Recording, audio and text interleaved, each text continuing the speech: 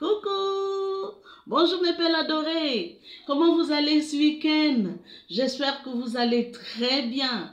Bienvenue sur ma page. Et je suis heureuse que nous puissions être ensemble pour cheminer et parler de la communication sociale. Vous savez, la communication sociale est là pour le mieux-être de tous. Parce que chacun sur cette terre a besoin d'être mieux, a besoin de vivre mieux, et la communication sociale est là pour nous tracer le sillage que nous allons emprunter pour pouvoir accéder à un mieux-être. C'est un plaisir de partager avec vous.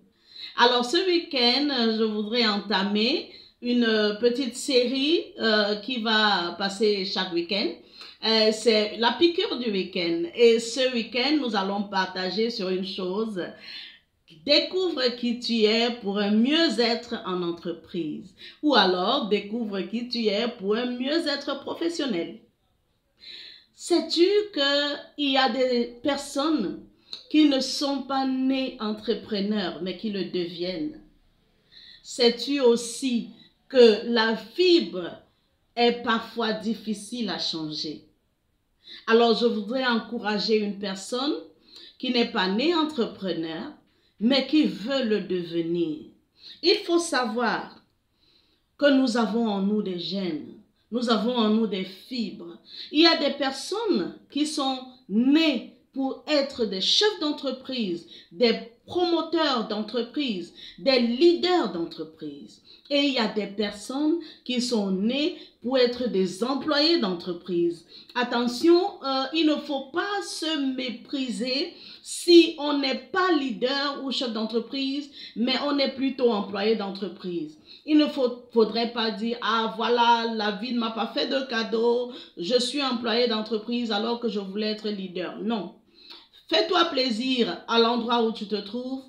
Prends le plaisir au maximum, donne le meilleur de toi pour pouvoir aussi avoir le meilleur de la vie, le meilleur de la nature. C'est ce que je peux te dire ce week-end.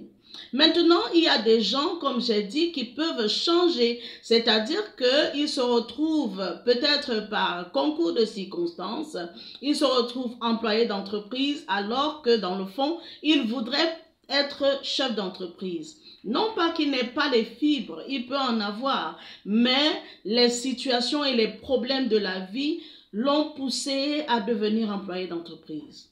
Ce changement de situation est parfois très difficile à assumer, très difficile à faire, parce qu'être un chef d'entreprise, ça demande beaucoup de sacrifices.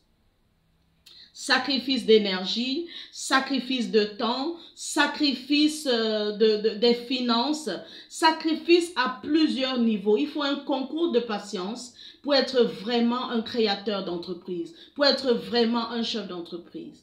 Alors ce soir, ma piqûre du week-end, c'est d'encourager tous ceux-là qui veulent passer de l'étape d'employé vers l'étape de fondateur, de créateur, de promoteur ou de promotrice. Beaucoup de courage, beaucoup de courage.